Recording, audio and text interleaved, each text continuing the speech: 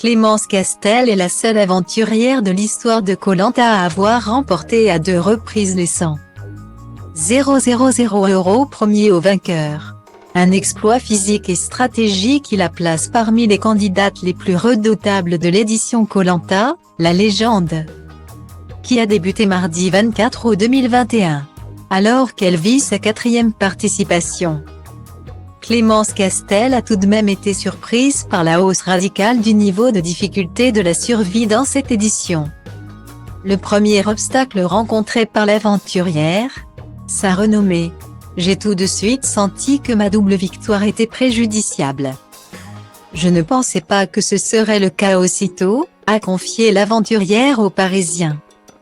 Très rapidement, l'une de ses coéquipières de l'équipe féminine, Karima, a pensé à l'éliminer arguant qu'après avoir gagné 2 fois 100 000 €, Clémence pourrait bientôt s'acheter un château si on la laissait gagner une 3e fois. Et d'ajouter encore au moment de glisser son bulletin dans l'urne au conseil, « Tu as déjà gagné 2 fois. Et 3 fois, c'est se cotiser pour un gros château », à ses yeux, c'était donc le moment de laisser sa place à d'autres. C'est ainsi que Karima, Kumba et Christelle se sont unies pour tenter d'évincer l'ex de Mathieu Johan dès le premier conseil.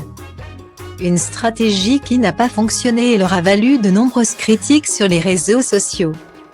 En effet, les 3 aventurières ont défendu tout au long du premier épisode qu'elles souhaitaient garder les candidats les plus forts le plus loin possible dans la compétition, afin de s'offrir des épreuves finales dignes des plus grands combats.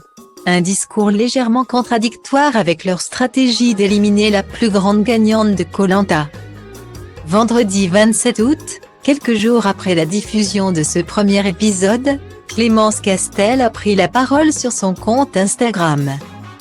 Posant assise sur un château de sable, la maman de 2 enfants envoie une petite pique pleine d'humour aux adversaires qui ont estimé qu'elle avait déjà eu droit à sa part du gâteau. « Je ne sais pas si cette nouvelle aventure dans Koh-Lanta me permettra de m'acheter un château un jour », s'est-elle amusée avant d'élégamment défendre celles qui ont voulu l'éliminer.